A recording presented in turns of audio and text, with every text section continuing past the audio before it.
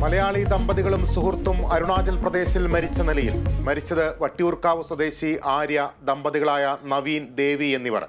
സന്തോഷത്തോടെ ജീവിച്ചു, ഇനി പോകുന്നുവെന്ന് ആത്മഹത്യാക്കുറിപ്പ്. സിദ്ധാർത്ഥന്റെ മരണത്തിൽ സർക്കാർ രേഖകൾ കൈമാറിയത് CBI ഇടപെടലിന് ശേഷം. തിരുവനന്തപുരം CBI യൂണിറ്റിന്റെ കത്ത് മതിയായ രേഖകൾ കിട്ടിയില്ലെന്ന് കാണിച്ച് പ്രത്യേക സെൽ DYSP ഡൽഹിക്ക് പോയത് CBIയുടെ കത്തിന് പിന്നാലെ. Kerala vision news exclusive.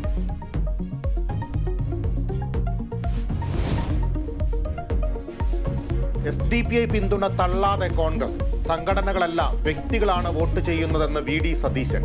ആവശ്യപ്പെടാതെ കിട്ടിയ പിന്തുണയെന്ന് ചെന്നിത്തല. കേരള വിഷൻ. ഞങ്ങളെ ഒരു കാലത്ത് സഹായിച്ചിട്ടില്ല, ഇനിയിപ്പോൾ ഇന്ന് സഹായിക്കാമെന്ന് പറയുന്നത് അവർ പറഞ്ഞിരിക്കുന്നു. അതിനെപ്പറ്റി എനിക്ക് മറ്റൊന്നും പറയേണ്ട ആവശ്യമേ ഇല്ല.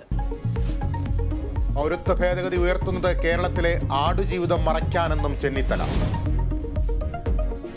സംസ്ഥാനത്ത് പത്രികാ സമർപ്പണത്തിന് ഇനി 3 നാൾ. തിരുവനന്തപുരത്ത് പന്ന്യൻ രവീന്ദ്രനും പാലക്കാട് A വിജയരാഘവനും പത്രിക നൽകി.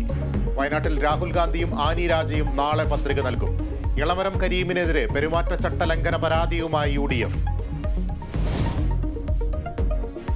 കണ്ണൂർ സർവകലാശാല സിൻഡിക്കേറ്റ് നൽകിയ പാനൽ വെട്ടി ഗവർണർ. സെനറ്റിലേക്ക് പുതിയ അംഗങ്ങളെ നാമനിർദ്ദേശം ചെയ്തു.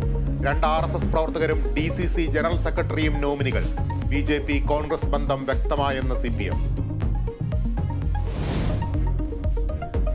കരുവന്നൂരിൽ CPMന് വിടാതെ ED. കൂടുതൽ നേതാക്കൾക്ക് നോട്ടീസ് അയച്ചേക്കും. തട്ടിപ്പും പാർട്ടി അക്കൗണ്ടും തമ്മിൽ എന്താണ് ബന്ധമെന്ന് MM വർഗീസ്.